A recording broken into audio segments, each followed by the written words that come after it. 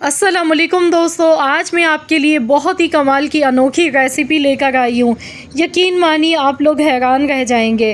अंडों के बग़ैर आज हमने बनाया है बहुत ही मज़ेदार सा ऑमलेट खागीना।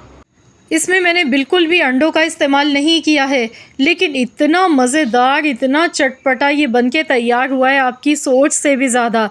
तो चलिए हम रेसिपी देख लेते हैं कि अंडों के बग़ैर हम किस तरीके से खागीना बना के तैयार कर सकते हैं। इसके लिए यहाँ पर सबसे पहले आधा कप मैंने कुकिंग ऑयल ले लिया, एक बड़े साइज़ की प्याज ली थी बारीक चॉप करके, साथ में कड़ी पत्ता थोड़ा सा ले लिया 10 से 12 पत्ते।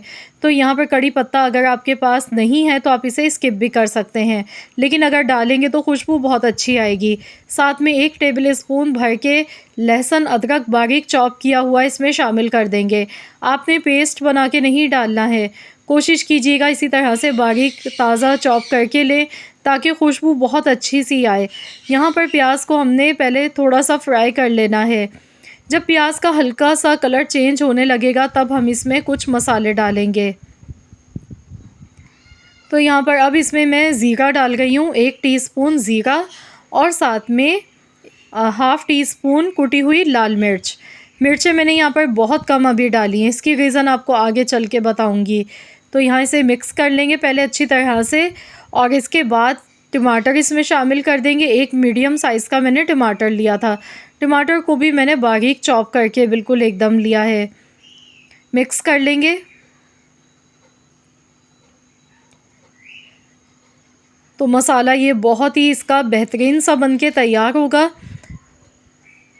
अब इसमें मैं नमक हस्बे ज़रूरत ऐड कर रही हूँ। नमक भी आपने ध्यान से अभी बहुत कम डालना है, एकदम ज़्यादा नमक मत डाल दीजिएगा। तो मैंने यहाँ पर 1/4 चम्मच नमक इसमें शामिल किया है, और मसालों को अच्छी तरह से हमने भूनते जाना है। अब खुशबू के लिए इसमें हम डालेंगे कसूरी मेथी।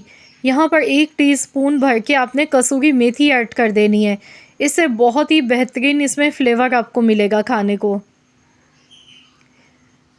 तो यहाँ देखिए मसाले हमारे बहुत अच्छे से पक चुके हैं।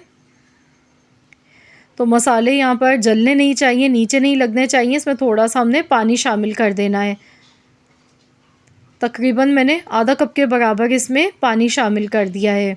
तो जब तक के मसाले पक रहे हैं गैस का फ्लेम हम लो कर देंगे, बिल्कुल हल्की आंच। तो यहाँ पर हम अगला स्टेप देख लेते हैं। आधा कप बेसन लेंगे।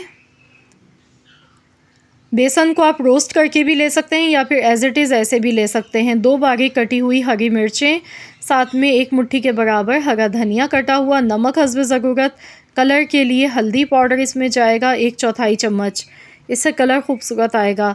साथ में थोड़ी सी कुटी हुई लाल मिर्च 1/4 चम्मच, धनिया पाउडर, ये मैंने कुटा हुआ धनिया लिया है 1/4 चम्मच, और साथ में थोड़ा सा पानी मिक्स करेंगे। तो यहाँ पर मैंने टोटल यहाँ पर 3/4 कप पानी इसमें डाला है। आधा कप बेसन था मेरे पास।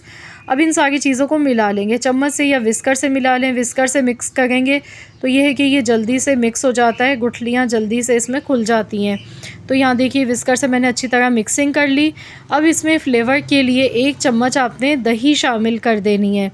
दही डालने से बहुत ही मज़ेदार इसका फ्लेवर हो जाएगा। इसे भी अच्छी तरह से मिला लेंगे। तो ये बेसन का जो बैटर है बनके तैयार हो चुका है। इसकी जो कंसिस्टेंसी है वो भी मैं आपको चेक करवा देती हूँ कि किस तरह की होनी चाहिए। तो मैं आपको चम्मच से दिखा देती हूँ किस तरह का आपने बैटर बनाना है। तो टोटल मैंने यहाँ पे आधा कप बेसन लिया था, 1 कप पानी, तो मैंने इसमें से 3/4 कप पानी इसमें शामिल किया। 1/4 कप पानी यहाँ पर बच चुका है, ये देखिए। तो अब हम मसाला चेक कर लेते हैं। मसाला देखिए यहाँ पर अच्छी तरह से पक चुका है। अगर आपको लगे मसाला बहुत ज़्यादा ड्राई है तो फिर आपने इसमें 2 से 3 चम्मच के करीब पानी शामिल कर देना है। अब जो बेसन का हमने ये अमेज़ा बना के रखा है ये इसमें शामिल कर देंगे। जिस तरह से हम अंडे फेंट के डालते हैं इसी तरह से हमने ये पूरा इसमें डाल देना है मसाले में। तो अभी इसे फ़ौरन से टच नहीं करना है आपने। तो ये अच्छी तरह से बॉल को साफ़ कर लें, और ऊपर से थोड़ा सा फ्रेश कटा हुआ हरा धनिया थोड़ा सा हम गार्निश कर देंगे, और इसे कवर कर देंगे कुछ सेकंड्स के लिए। 30 से 35 सेकंड्स के लिए लो टू मीडियम फ्लेम पर पका लेते हैं। और अब हम इसको चम्मच चलाएंगे। अभी देखिए काफ़ी इसमें गीलापन है। तो यहाँ मैंने नॉन स्टिक पैन में ये नहीं बनाया क्योंकि सबके घरों पर नॉन स्टिक बर्तन नहीं होते हैं, तो आप लोगों की आसानी के लिए मैंने नॉर्मल बर्तन में बनाए हैं ताकि आपको सही से पता चल सके। जैसे ही पकने लगता है तो ये नीचे लगना शुरू हो जाता है, चिपकने लगता है क्योंकि बेसन है इसमें, तो आपने इसे हल्के-हल्के हाथों से मिक्स करते जाना है। तो यहाँ टोटल आपने इसे 7 से 8 मिनट तक पकाना है। तो यहाँ आप देख सकते हैं इसका जो पानी है वो ड्राई हो चुका है और आप देखिए इसका लुक आप चेक कीजिए, बिल्कुल जैसे अंडे के क्रम्स होते हैं ऑमलेट के, बिल्कुल वैसे ही दिखने में लग रहा है ये। अब इसमें थोड़ी सी हरी मिर्चें ऊपर से गार्निश कर देंगे, हरा धनिया मिला लेंगे इसे। बहुत ही जायकेदार, बहुत ही लाजवाब रेसिपी है ये बेसन की। तो आप लोग जब इसे बनाकर खाएंगे तो यकीन मानिए आपको ऐसी फीलिंग आएगी जैसे आप कोई अंडों का बहुत ही मज़ेदार सा ऑमलेट खा गए हैं। बहुत ही चटपटा और मज़ेदार सा फ्लेवर होता है इसका। इसमें आपको बेसन का कच्चापन बिल्कुल भी फ़ील नहीं होगा क्योंकि बेसन को भी हमने अच्छी तरह पका लिया है। आप चाहें तो बेसन को रोस्ट करके भी शुरू में ले सकते हैं या फिर ऐसे भी बना सकते हैं, ऐसे भी बहुत ही उम्दा बनता है। तो आई होप कि आपको मेरी आज की ये रेसिपी पसंद आई होगी। आप इसे गर्मा-गर्म चपाती के साथ खाएं, पराठों के साथ खाएं, यकीन मानिए हाथों को रोकना मुश्किल हो जाएगा। तो मिनटों में झटपट से ये रेसिपी बनके तैयार हो जाती है और जायका इसका बहुत ही गज़ब का है कि हाथों को रोकना मुश्किल हो जाता है। तो देखते ही देखिए मुंह में पानी आ रहा है, इतना ज़बरदस्त ये बना है।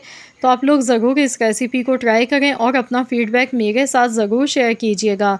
रेसिपी अच्छी लगी है तो वीडियो को लाइक कर दें, शेयर कर दें। चैनल पर नए हैं तो सब्सक्राइब कर लें। मिलते हैं इंशाअल्लाह ताला एक और नई रेसिपी के साथ। तो जब तक के लिए अल्लाह हाफ़िज़।